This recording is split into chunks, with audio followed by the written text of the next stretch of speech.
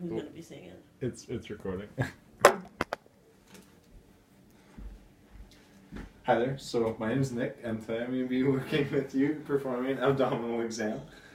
So what I'm going to start off with is just doing a general observation of the area, looking for the general shape of the abdomen, so looking if it is distended, if there's like a scaphoid abdomen, or if it's flat, and that all looks fine. Looking for things like purple striae, which would indicate Cushing's syndrome, increased size of veins, which could be liver cancer.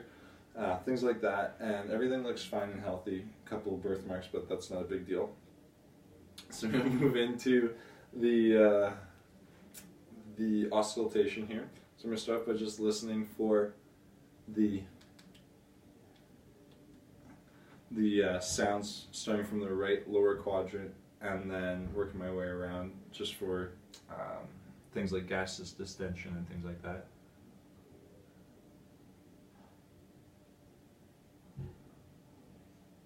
Giving about 5 seconds per, 5 to 15.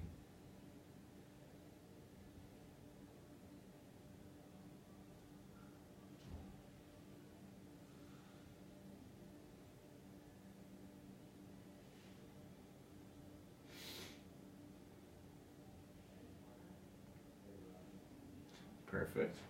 Now I'm going to move over to my bell. I'm going to check for rubbing of the liver, and as well as the spleen. So of the liver here, and there's nothing there. May get you to take a big breath in. Perfect. Thank you much. And that's fine. Now I'm going to check your renal, iliac, femoral, and abdominal aorta for bruise. So just going just outside the rectus abdominis, superior for the renal. Good. Just inferior and outside of the rectus abdominis for the iliac.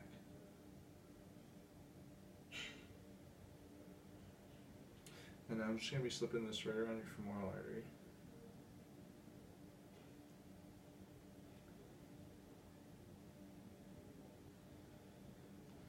Excellent.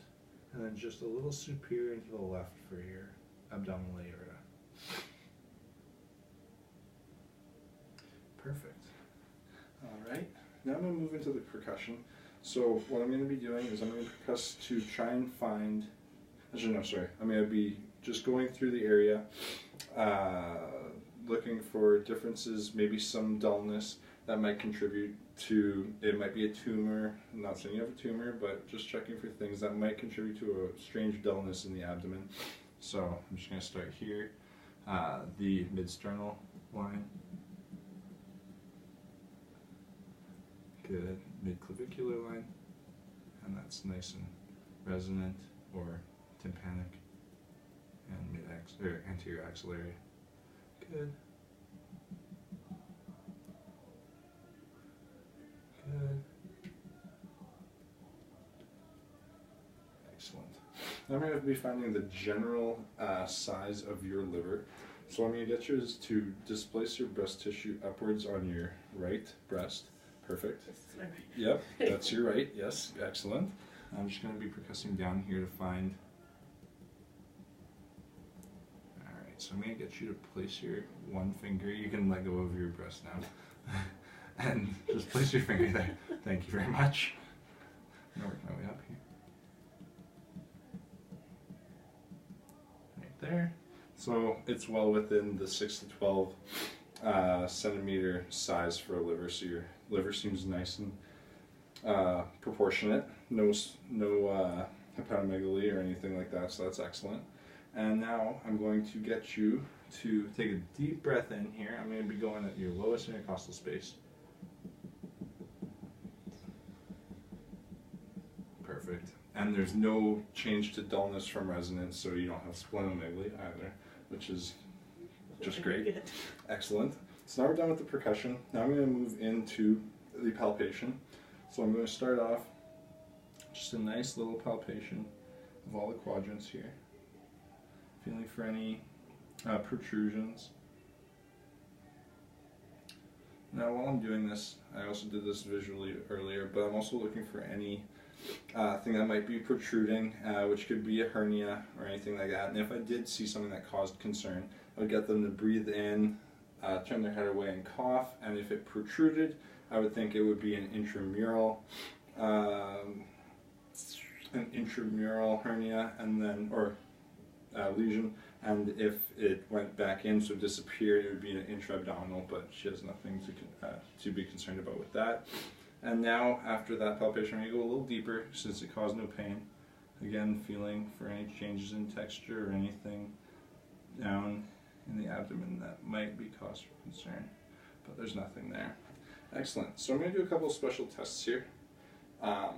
So one of them, we're going to find McBurney's point. So I'm going to find your ASIS and your umbilicus, and I'm going to go right around the middle there, and you let me know if this has any pain there. Good. All right. So that's a negative McBurney sign for appendicitis. I'm going to do and she has a negative for that. I'm assuming that her Rosving sign here, no pain, would be negative. Her rebound test sign would be negative. Perfect. All right. So we got those down. And then just for the sake of it, we're going to do the psoas sign. I'm going to come around here, flex the knee up, and internally and externally rotate. No pain with that. Perfect. I'm just going to get you a side lie, so flip to your side. Which side? That, face that way. Yep. Perfect. I'm going to stabilize, and I'm going to get you to extend your leg back.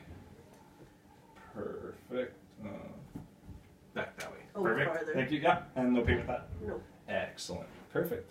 Thank you very much. That's all? I can't cancel. Okay, I can't turn off the camera. Uh-oh. Please don't film me. Close. Close.